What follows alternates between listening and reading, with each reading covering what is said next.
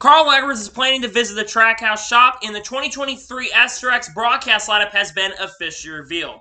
What's going on, guys? It's Daniel, and welcome back to our video. We got a ton of NASCAR and other motorsports stories discussed here today on the channel. Let's go ahead and just jump straight into those really quickly. We're going to go ahead by starting by talking about Black Tire Service, as it was announced on Monday afternoon that Black Tire Service will sponsor Tanner Gray for 3 races in 2023. Black Tire Service has been a loyal sponsor of David Gillen Racing Organization for the last 6 or 7 years, really going back to 2016. So really great to see that they will continue the loyal partnership with Tricon Garage this season. Really happy to see they will continue that loyal partnership. And now we're going to jump on to the next story of today's episode, as we're talking about Ollie's Bargain Outlet. As it was announced yesterday that Ollie's Bargain Outlet will sponsor Stephen Parsons for 2 races in 2023, this weekend at Dover and next weekend at the Monster Buyout. Really good to see that Ollie's Bargain Outlet will continue to have a big presence in NASCAR, and glad to see that Stephen Parsons does have a ride for the next 2 weeks with SS Greenlight Racing. Great to see them sponsoring Stephen Parsons.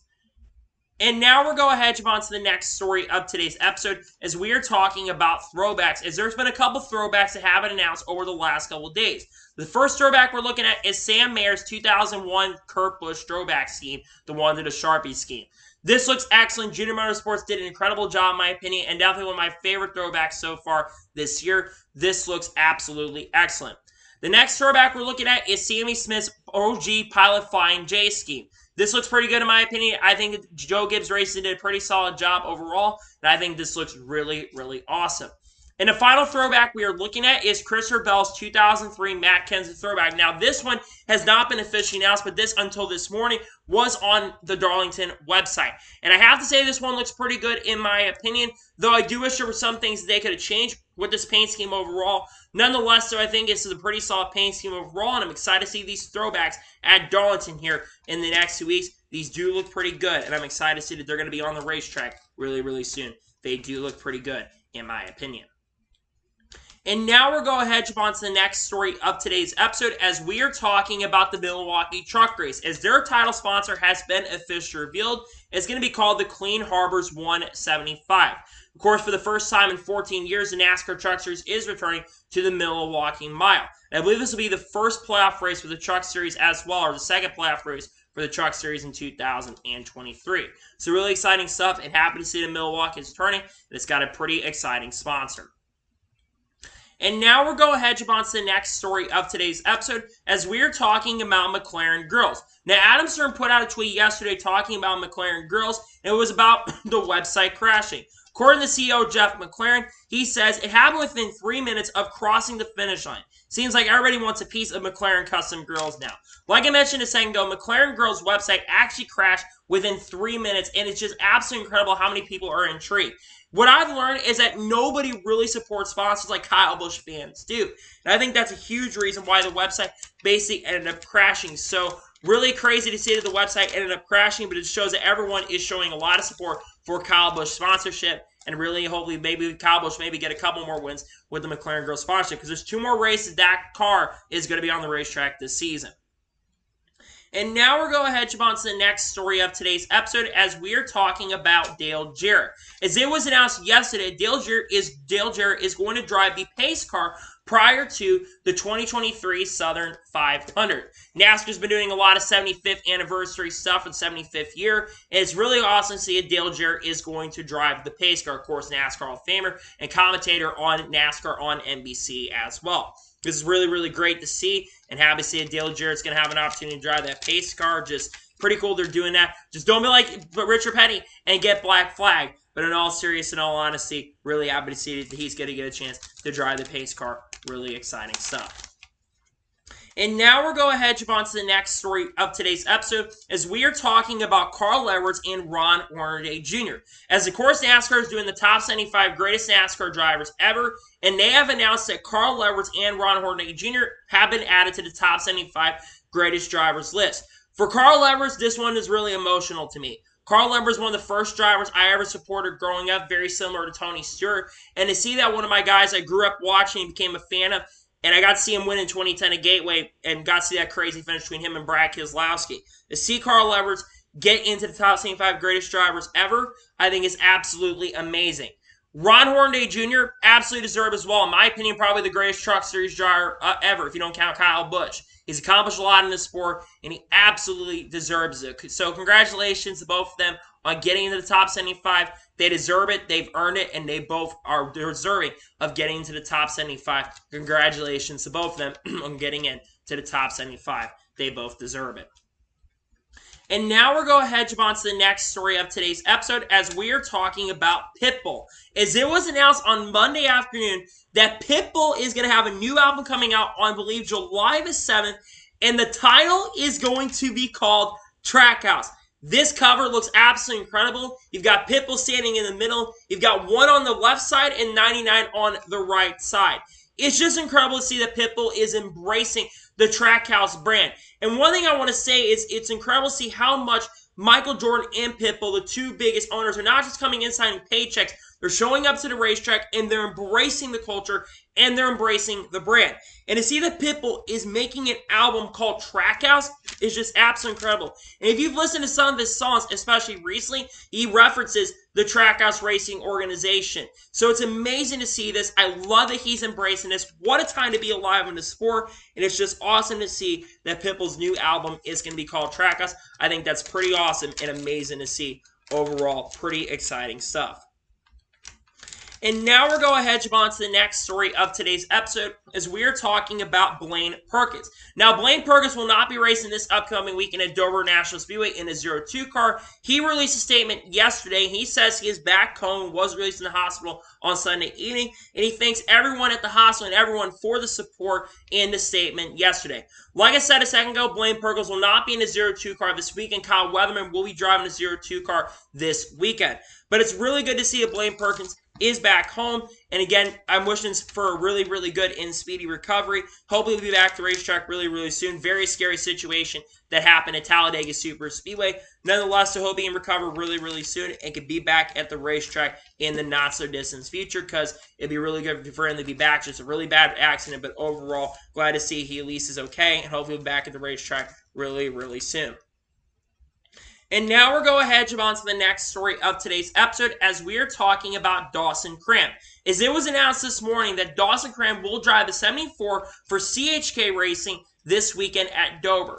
Dawson Cram has made a couple starts in the NASCAR Xfinity Series so far this season, albeit they've not been really good runs so far. I believe Dawson Cram has attempted to qualify in the 74 car this season so far. So good to see that Dawson Cram's getting another opportunity to drive. I remember when he qualified really, really good in the Xfinity Series or practiced really, really strong in the Xfinity Series of Martinsville. So I think that maybe Dawson Cram can surprise a lot of people and hopefully he can do a really good job with CHK Racing this weekend. And now we're going ahead and on to the next story of today's episode as we're talking about Brennan Poole. As it was announced on Monday that Brennan Poole is going to drive the 15 for Rick Ware Racing this weekend at Dover. Now, this is not the first time Brennan Poole has driven the 15 car. When it was Premium Motorsports in 2020, Brennan Poole drove that car on a full-time basis. I believe this will be Brennan Poole's first start in the Cup Series, I believe, since maybe that 2020 season. I think Brennan Poole is a very talented driver who I think could get the best out of that equipment this weekend. We're not surprised if Brennan Poole gets a top 25 or maybe even surprising shocks and gets a top 20 this weekend at Dover. Nonetheless, so I'm excited to see that he's back in a 15 car this weekend and hopefully he can do an exciting and a really good job in that car this weekend. Hopefully he can do a fantastic job this weekend. And now we're going ahead and on to the next story of today's episode as we're talking about Todd Gillen. Now, Todd Gillen spoke to Bob Proctor a couple days ago, and he actually spoke on the really strong performances that he had. He mentions that there was a lot of attrition last year and helped him get a lot of really good finishes inside the top 20. He says this year they've generally had the speed to be up front. When I look at drivers who've really improved so far in the 2023 season, Todd Gillen has probably been the biggest improvement, probably the biggest underdog so far this season. In the last 6 races, Todd Gillen has had 5 top 15 finishes. And if not for losing a cylinder in Martinsville, Todd Gillen likely finishes in the top 10. I think that Todd Gillen definitely has a really outside shot to maybe get a win this year. They've had the speed to contend for top 10s on a consistent basis. I think they're still going to likely need a win to make it, but with how fast Todd Gillen's been, especially this year, Todd Gillen may surprise a lot of people and might shock the world and get in the playoffs this year. I think it would be really awesome if he does. I think it's just incredible to see how much his performance has generally improved, and I think he definitely would be a really, really big surprise if he can make it. So hopefully he has a shot to make it to the show, and we'll see if he has a chance to make the playoffs this year. But he's done a very fantastic and a really good job overall. So great to see that he's been doing great, and hopefully he can continue that really great run that he's been on, especially recently. And now we're going ahead and jump on to the next story of today's episode as we are talking about Chase Elliott. Now, there was a report that came out from Adam Stern, also from the Associated Press, talking about Chase Elliott. And it was reported that says that NASCAR drivers know everyone wins when Chase Elliott is racing. This is absolutely true. We're going to talk about the TV ratings here not too far down the road, but when Chase Elliott is on the track, a lot of people tend to tune in, and you have a lot of people that seem a lot more excited because we don't have one of your star drivers out there. You don't tend to have a lot of people that show support, and they lose a little bit of support for the season. I have seen a little bit more positive energy in the last couple of weeks because Chase Elliott has been back behind the wheel. And overall, I've also become a little more excited because Chase Elliott is one of my favorite drivers. And to see that there's been more excitement in the sport, especially recently, is great to see. And I think Chase Elliott is playing a huge part into that, why we're seeing a lot more positivity in NASCAR currently at the moment. I hope it does continue going forward, the positivity in NASCAR. And hopefully Chase Elliott can continue for the long-term future winning races. Because when he wins this first race this year, whenever that does happen, I think that Chase Elliott, honestly, you're going to see a lot of cheers and a lot of people happy. Even probably non-Chase Elliott fans are probably going to show support for Chase Elliott, which I think of how fast Chase has been the last couple of weeks, I truly believe that Chase Elliott could do it. Right now, he sits 120 points below the cutoff line. He's still likely going to need a win, even though I think he'd make it in on points. But I think he wants to win a race just to be safe for sure. But nonetheless, I think there's always a win when Chase Elliott's out on that racetrack and competing. Hopefully, we'll see him get a win here not too far down the road. And now we're going ahead and jump on to the next story of today's episode as we are talking about Bubba Wallace. Now, Bubba Wallace put out a tweet yesterday and released a positive statement in regards to how good his car was yesterday. Bubba Wallace basically said he was really proud of his team, and he said that is the best super speedway car that we've ever had and the best super speedway race that he has ever run. And he wanted to thank the team and basically was not down on himself after that. This is really, really good to see because if you've seen Bubba Wallace this year, he was a little bit down on himself after Circuit America saying he needs to be replaced, and he had a couple really bad races. And I know that Bubba Wallace did generally have a crash that took him out of contention for the win on the last lap, but Bubba Wallace the last couple weeks especially has shown a lot more pace and speed. And I love that he is a little more positive because it's good to see Bubba Wallace in a much more positive mood because when he's in a good mood, he pretends to perform at a really high level. And I want to see this continue for Bubba Wallace because Bubba Wallace, when he's at his best, when he's always in a good mood, he always is at his best and tends to perform at his best. And I think that he is going to continue to perform at his best if he continues to have that great positive mood and basically bring that in. I hope this continues for him. We're going to Dover. He's been hit or miss at Dover in his career, but maybe this weekend we'll see Bubba Wallace have a strong run.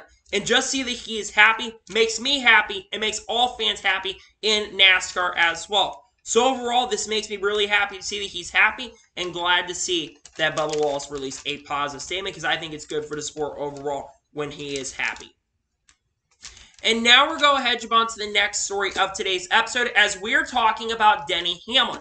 Now, Denny Hamlin, of course, has a podcast called Actions Detrimental, and he brought up an interesting mid-season idea. It's very similar to kind of how March Madness works, where you have to be in the top 32 in points to compete. Two drivers go head in head, and basically you have, it gets every week, you have one driver that is eliminated and drop from 32 to 16, then you drop from 16 to 8, 8 to 4, 4 to 2, and then you go from 2 to 1.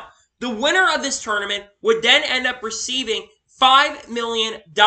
It would create basically mid-season storylines, and it would be very, very interesting to see. And it would put a lot more performance in the middle of the season as well. I think this is actually a really intriguing idea from Denny Hamlin, and NASCAR honestly should probably embrace this because if they ended up embracing this, I think this could be a really fun and really exciting idea. Will NASCAR embrace it? Time will tell. But I think it's very interesting. I think more people will be tuning into it. It's kind of like March Madness, and it would be very exciting to see it would bring a little more excitement to the middle of the season of NASCAR, my honest opinion. So I think NASCAR should look at this, look at what Denny Hamlin's saying, and I think it'd be really fun if NASCAR did go ahead and decide to try something like this. I know that NASCAR may not agree with me on this, but I do think it'd be really cool and exciting if NASCAR decided, like, you know what, let's go ahead and try this, because I think it'd be really fun to try something out like this, in my honest opinion. And now we're going ahead to jump on to the next story of today's episode, as we are talking about Chase Elliott and Christopher Bell. As yesterday, I think it was Lewis's Fast Pockets, because they've been testing over the last couple days at New Hampshire Motor Speedway on some potential upcoming short track changes to the next-gen car and some aero changes to the next-gen car as well. And they asked about, are there going to be any changes, and will some of these changes basically fix the next-gen car at short tracks? Christopher Bell and Chase Elliott were pretty much basically blunt, and they said they're not expecting aero updates to really fix some of the issues to the next-gen car. They saying that basically you need to have increased horsepower, and some of the other changes and less downforce need to come into play to overall fix it. And then they asked something else about if there's going to be a chance if they will increase the horsepower in 2023, because Doug Yates, who's an engineer for basically for the guy who runs the engines for Ford, Roush Yates engines, he basically said they could increase it 50 to 100 horsepower if they need to pretty easily. Christopher Bell and Chase Elliott basically said that they are not expecting that they're going to see any increase in the horsepower in the next-gen car this year at all, and at earliest probably 2024. I don't completely disagree, but it definitely is a shame that they're not probably going to increase in 2023, because while I do think that Martinsville was actually a pretty solid race overall, there are still some aero issues with this next-gen car. As Denny Hamlin mentioned on his podcast a couple weeks ago, if you change one of three things, this car could be definitely better. Number one, increasing horsepower. Could basically contradict some of the aero issues. Number two, there's some other things they can do. Maybe get rid of the fuser. I'm not entirely sure. But I think that there are aero issues with the short track package that can be fixed. Granted, I think that this car does have some things where they could fix itself for sure. But nonetheless, I do like the fact that we may see, I hope we can see some changes in 2024. But I will say one thing I do appreciate is the honesty from both drivers. Because the more honest you are with your fans, the better it's going to be for the sport. And I absolutely love this sincere honesty from both drivers there. And just, I hope it may be some changes going forward. But they're not expecting, honestly. If they're not expecting it, I'm not expecting it either, to be honest with you. And now we're going ahead to jump on to the next story of today's episode, as we're going to talk about the Talladega TV ratings from this past weekend. And honestly, they're very intriguing. Honestly, I think we've got a win here. So according to Adam Stern, Fox earned a 2.58 rating and 4.554 million viewers for Sunday's Geico 500 at Talladega. That is almost flat from the reported 2.61 rating and 4.682 million viewers last year. However, it's also noted that NASCAR says there was a Nielsen revision that changed 22 viewership to 4.336 million. By that number, NASCAR was up Sunday, meaning that this is actually the first win of 2023 in the ratings department. I think it's crystal clear. This is absolutely a massive dub and a huge win for NASCAR. And I think there's one common denominating factor to why the ratings are up. Chase Elliott being back. I think the reason ratings have been down majorly and significantly in 2023 is because Chase Elliott had not been behind the wheel. The fact that Chase comes back, and in the first week we're back on Fox at Talladega, the ratings going up, basically, essentially, in 2023, I think that shows that NASCAR might be headed toward a little bit of a better and a right direction overall. And honestly, seeing the ratings going up, I think is positive for the sport overall. But what NASCAR needs to do going forward is they need to start marketing other drivers. You cannot just rely on Chase Elliott. You need to rely on other guys in the field. You can't rely on one guy. You got to rely on guys like Kyle Busch, Kyle Larson, Ross Chastain, Denny Hamlin, Christopher Bell, Tyler Reddick, Chase Briscoe, Bubba Wallace. The list goes on and on. Because you can't just mark it off of one guy. You got to mark it off of 5 or 6 guys minimum. Even Ryan Blaney, you got to mark it off. Some of these guys got great personalities, and if they can find a way to market these other guys, I think his sport can succeed long-term and does have a better future. But you can't just rely on one guy. This is what happened with Dale Jr. They relied on Dale Jr. way too much, and when Dale Jr. left, ratings began to tank.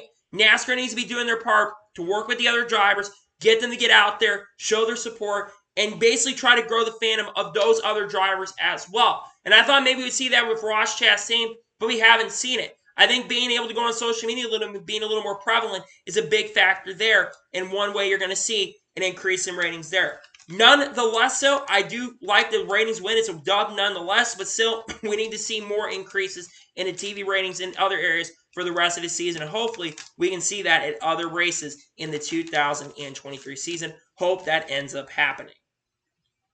And now we're going to head on to the next story of today's episode as we are talking about the international racing. Now, Oz Konensky from Sports have put out an article from something Adam Sturt said on SiriusXM NASCAR Radio last week. And according to him, NASCAR is looking to go cup racing at Canada or Mexico potentially in 2024. He notes, I think the main thing that I'm watching out for right now is kind of the possibility of going somewhere in North America outside of the U.S., potentially Canada or Mexico in 2024. Obviously, NASCAR has publicly said that they want to go a little bit more international in the 2024 season, and they want to branch out and go to different areas of the world. But I think that the perfect start is going inside of North America and going outside of the U.S., but going to Canada or Mexico first. There's quite a few really awesome tracks in Canada or Mexico. You've got tracks like Canadian Tire up in Canada. You've also got Circuit Gilles Villeneuve in Montreal. If we're going to go to Canada, that should absolutely be the number one priority racetrack that we go to. Montreal for the NASCAR Xfinity Series always provided fantastic racing and fantastic finishes as well. And if we go there, I think you're going to see absolutely great and really amazing racing there, especially with the next-gen car. Especially with how good COTA was. I truly believe that Montreal will provide a really good show. There was never a bad race there in the NASCAR Xfinity Series. And Canadian Tire for the Truck Series, outside of a couple races there, you had always amazing and great finishes there at that racetrack. I would definitely love for that track to get a shot and an opportunity as well. In Mexico, you've got Mexico City. The Autodromo Hernando Rodriguez track that we ran in the NASCAR Xfinity Series from 2005 to 2008. You've easily got a track right there that you could go to. Or they definitely can go out of the box and go to stadium or go to street course in Mexico City. We've heard rumors that Mexico City could be a possibility.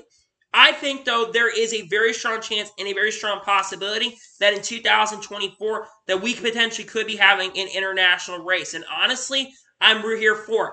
I do want to see international racing because I think it'd be really good for the sport to expand. And maybe in the long-term future, because I don't think it'll be next year, but in the long-term future, we can go to different areas of the country. Brands Hatch in Europe would be a really, really good track to go to. There's other tracks like Silverstone. Imagine NASCAR at Silverstone. I think that'd be exciting. Or maybe NASCAR inside of Wembley Stadium in the UK. That'd be very, very exciting as well. Nonetheless, though, I love that they're talking about it. It could potentially happen. Honestly, I really do hope and pray that it ends up happening in 2024 where we expand internationally. I think it'll be in Canada or Mexico first, as they mentioned. But I think in the long-term future, maybe, just maybe, we're going to expand outside of the United States and go somewhere else outside of North America as well. As I think that'd be pretty exciting and really fun as well overall. And now we're going ahead and jump on to the next story of today's episode as we're talking about Kyle Larson. As it was announced this morning that Kyle Larson is going to drive the 10 car for Kaulig Racing in the NASCAR Xfinity Series next weekend at Darlington in the number 10 car. To be honest, this is not something I had in my 2023 bingo cards, Kyle Larson driving a number 10 Kaulig car in the NASCAR Xfinity Series, because when you think about Kyle Larson in the Xfinity Series, he's either going to drive the 17 car or maybe the 88 car if Junior Motorsports decides to drive. But this is definitely a pretty big surprise. But honestly, a welcome surprise for me because Kaulig Racing, I think, is going to get a lot of benefit from having Kyle Larson in that car next week at Darlington.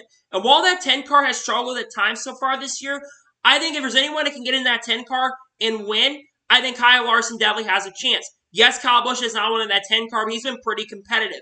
And I think Kyle Larson has a very strong chance and a very strong possibility to get Kaulig their first win of 2023. If their second win is season, because Chandler Smith won at Richmond a couple weekends ago.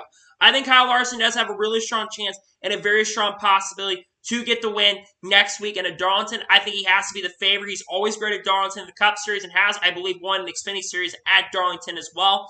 So I think Kyle Larson is going to be a threat for the win, and just really cool to see this, that Larson is going to be back in the NASCAR Xfinity Series. This will be his first start, I believe his first or second start of the 2023 season so far. and nonetheless, a really big pickup. We've seen some great drivers in that car this year. Kyle Busch has been in there this year. We've seen AJ Allmendinger, I think, drive a starter too. He's won in that 10 car this year. Excuse me, so we've had a couple guys win. But nonetheless, I think that Kyle Larson has a really good chance to get the victory this weekend, and I think he'll be very competitive in that 10 car this weekend at Darlington. And now we're going ahead to move on to the next story of today's episode as we're talking about North Wilkesboro. As it was reported by Adam Stern earlier this morning, that he says, SMI says that North Wilkesboro is the first major league sports venue it can find that closed permanently before later reopening to host the same sport. This year, for the first time since 1996, NASCAR is returning to North Wilkesboro.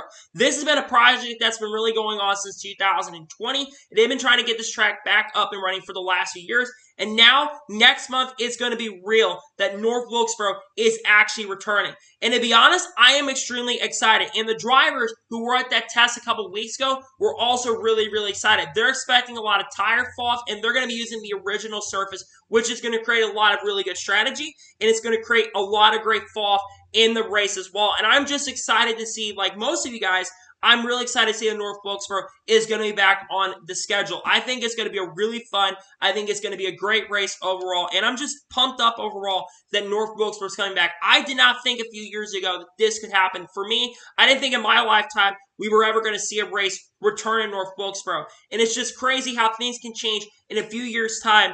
And we can have a track like North Wilkesboro come back, be revitalized, and be back on the schedule. I think this is fascinating. I think it's absolutely incredible, and I think it's just going to be really fun to have this track back on the schedule in 2023. I think it's going to provide a really exciting, a really fun race, and I'm absolutely excited and definitely looking forward to seeing North Wilkesboro make its official return to the NASCAR schedule in 2023. I think it's going to be really, really fun. And the Truck Series also going to be the first points-paying race since 1996 when the track closed. Going to be fun, and I think there's a really strong chance that next year, that North Wilkesboro may not even be an all-star race, that it might actually just become a points-paying race in 2024, and maybe they go to Rockingham next year in 2024. We'll have to wait and see, though, but nonetheless, really excited to see that North Wilkesboro is getting back in the 2023 season, and I'm absolutely excited, and I'm pumped, and I'm looking forward to it.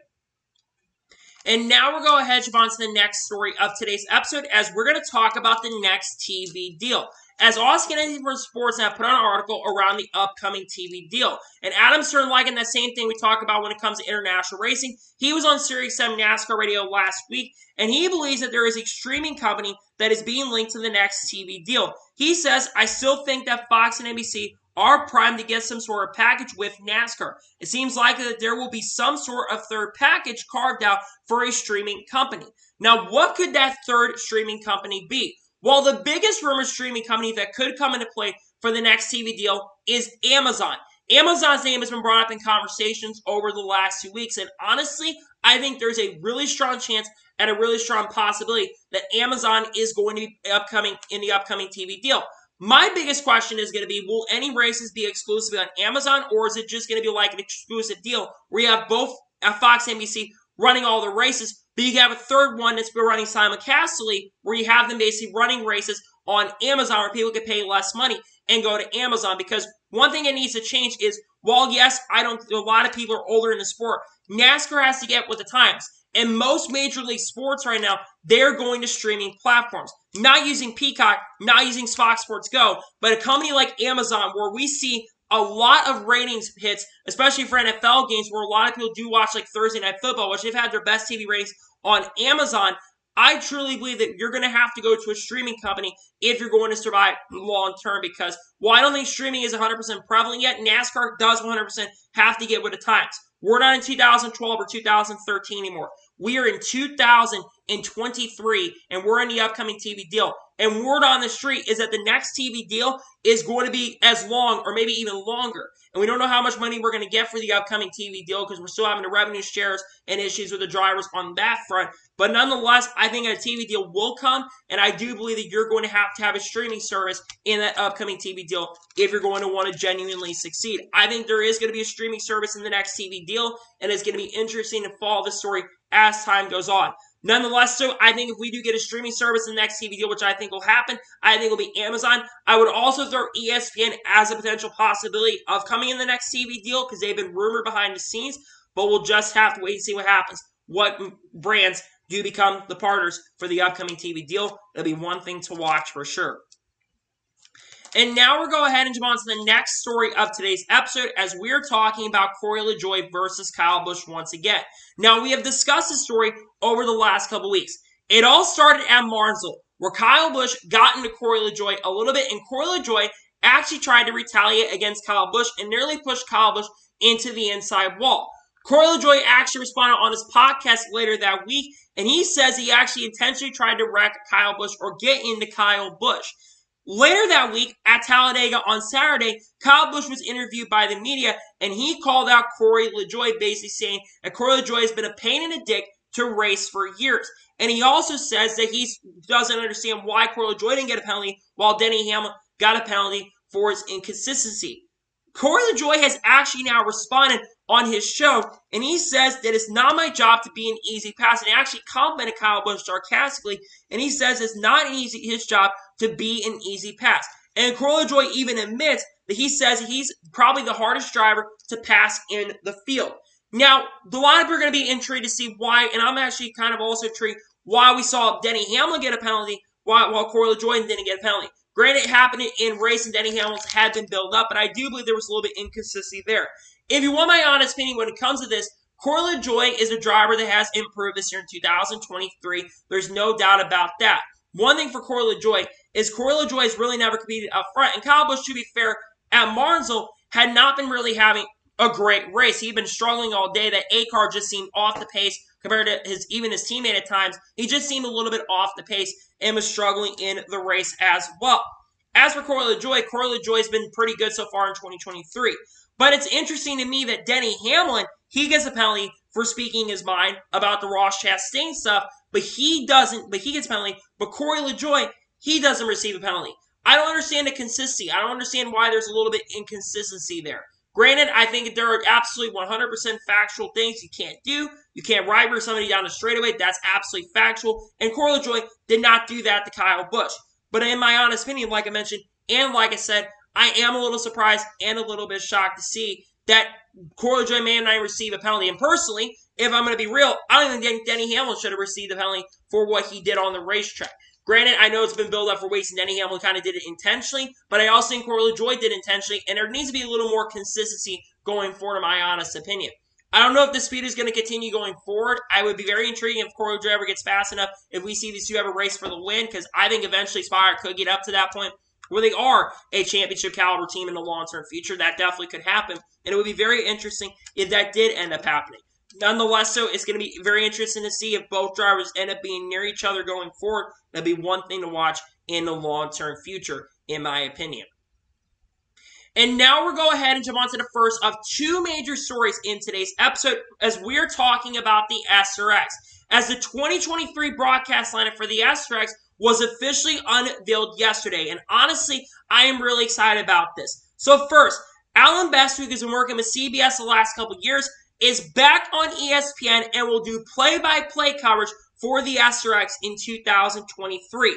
Matt Yoakum is also leaving CBS and also works for NBC, of course, with the pit road for IMSA. He will be doing the lead pit road reporting in 2023. And Darrell Waltrip, Joey Logano, and Connor Daly are going to be the commentators that will join Alan Bestwick up in the broadcast booth. Joey Logano will do 3 races. I believe the 3 races, I can't remember exactly which 3 that he's going to do. I think Eldora's one of them, if I'm not mistaken. Connor Daly is going to do Motor Mile and also going to do Lucas Oil. And Darrell Waltrip is going to do Thunder Road. I think that this is an absolutely amazing and a fantastic broadcast booth that they are going to have. I think the SRX is setting it up. First, let's talk about Alan Bestwick. Alan Bestwick, in my opinion, is one of the greatest lead commentators for any racing broadcast there is. Whether it's NASCAR, whether it's IndyCar, whether it's even NFL or college football for that matter, he knows how to lead a broadcast. And he's, once again, like he's done in NASCAR and IndyCar, he has done an exceptional job broadcasting SRX races over the last couple years. And I truly believe that he is going to continue doing that in 2023. And I think he's going to continue doing a fantastic job there. Matt Yoakum being lead pit reporter, absolutely amazing as well, and I'm glad to see he's going to be returning with Alan Bestwick next year. And then you think about Darrell Waltrip. Amazing to see he's going to be in the broadcast booth next year. You got Joey Logano, who does a fantastic job in the NASCAR Xfinity Series broadcast. He's been there pretty much every single week, it seems like, and does a fantastic job. And Connor Daly, I think, was probably the worst of the three that came in last year, but I think he did a fantastic job as well last year as well. And I think the SRX is setting itself up for a really great season. You've got a lot of great drivers this year in 2023. You've got Kyle Busch. You got Haley Deegan, Brad Keselowski, Tony Stewart, Kevin Harvick. You got Bobby Labonte, Paul Tracy, Joseph Newgarden once again this year. You've got other drivers like Denny Hamlin joining the SRX this year. And there could be potential other drivers that could get an opportunity to race in the SRX in 2023. But like I said, I think the SRX is setting themselves up for a really strong season, along with other drivers here like Ryan Newman and Paul Tracy. But nonetheless, you got a really strong SRX season coming up, in my honest and sincere opinion. And I think things are really looking bright for the SRX going into 2023. And I think that this could be the best SRX season we've ever seen. I think the racing is going to be killer. I think it's going to be absolutely amazing. A great championship ahead. You got a lot more drivers competing for the championship than have ever competed for the championship before. And I think it's going to be a really fun championship in 2023 in the SRX. And I think this broadcast lineup is absolutely incredible. We're only like 2 months away now from the SRX season starting. And I am more excited about the SRX season than I've ever been before. I think it's going to be a fun season. Thursday nights, I'm absolutely looking forward to. There's going to be race reviews on the channel for that when those races end up happening. And I'm absolutely looking forward to the 2023 SRX season this summer. In July and August is going to be fun. I'm excited, and I'm excited for the SRX season heading into 2023. I think it's going to be absolutely fun to watch in 2023. Absolutely looking forward to it. And it's back on ESPN, and I talk about the TV deal. Maybe we go back to ESPN with NASCAR, and Alan Bestwick, if NASCAR returns ESPN, Alan Bestwick absolutely for sure has to return to the coverage there. So I'm excited about it, and I'm looking forward to the broadcast and also looking forward to the SRX season in 2023. And now we're going ahead and jump on to the final major story of today's episode as we're talking about Carl Edwards. Now, we have not talked much about Carl Edwards on this channel over the last few years, and mainly it's because Carl Edwards does not speak a lot. We already talked at the beginning of the episode, though, that Carl Edwards was announced to be one of the greatest 75 drivers of all time.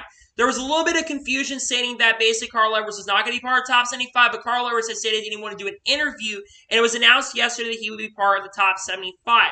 Now, Carl Edwards came out and said he was very, very grateful in speaking to Dave Mooney and was really happy to still be part of it and happy to be part of the top 75. Carl Edwards also kind of brought some interesting insight, and he says that he's actually planning to visit the Trackhouse Racing Shop in Nashville. But he does mention that he is not returning to NASCAR. What's very interesting to me, though, is the fact that Carl Edwards is visiting the Trackhouse Shop. Very interesting that he's doing that. It's a little weird to me he'd be visiting the Trackhouse Racing Shop and not be racing there. Now, I know the Trackhouse Racing Shop definitely looks really, really cool. And if I get a chance to ever go out to Nashville and see the Trackhouse Racing Shop, believe me, I definitely want to go out there. And again, there was some intrigue and insight people saying, oh, the number 91 car could definitely be available. I actually think, though, there could be a slight shot that Carl Edwards could, maybe, just maybe, in a crazy world, maybe drive that number 91 car for Trackhouse Racing. That would be something that would be really, really cool. But again, Carl Edwards has not competed in NASCAR at all since 2016. So it's been 7 years since the last time Carl Edwards did end up racing in NASCAR. And he definitely would struggle in that car. Or maybe just maybe Carl Edwards would be competitive. But do I think Carl Edwards is ever going to return?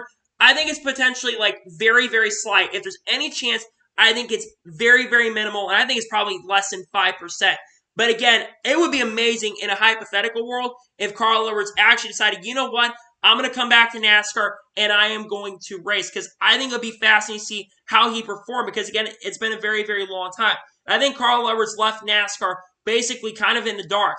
And I just think, though, it is amazing to hear Carl Edwards' voice. And every time he speaks, every time I hear him, I listen. It's like, are you ever going to come back? Are you ever going to come back? And every time we talk about skepticism. Remember, earlier this year, we thought that Carl Edwards was going to be driving the third 2311 racing car at Daytona because of the head shape and all that kind of stuff.